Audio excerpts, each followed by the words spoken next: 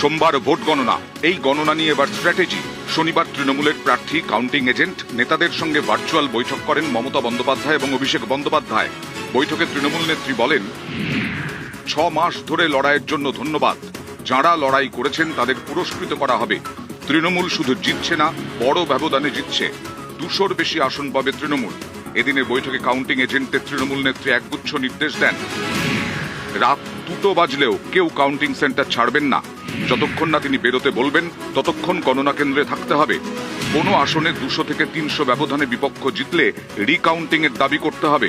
Counting এজেন্টরা বাড়ি থেকে খাবার নিয়ে যাবেন। দুপুরে হালকা খাবার খাবেন, বাইরের খাবার নেবেন না। কেউ কিছু মিশিয়ে দিতে পারে। স্ট্রং রুম থেকে কাউন্টিং এর জন্য ইভিএম নিয়ে যাওয়ার সময় বদলাতে পারে। তাই সোমবার ভোর 5টার মধ্যে গণনা কেন্দ্রে পৌঁছতে হবে। 10 সেকেন্ড লোডশেডিং হলে 50টা ইভিএম পাল্টে দিতে পারে। রিটার্নিং অফিসারকে চিঠি দিতে হবে যাতে কাউন্টিং সেন্টারে লোডশেডিং না হয়।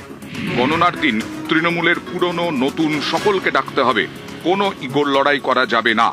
বিজেপি যেখানে ওয়ার রুম করবে সেখানে পাল্টা হিসেবে তৃণমূল কর্মীদের বসাতে হবে, বিশেষ করে মহিলাদের।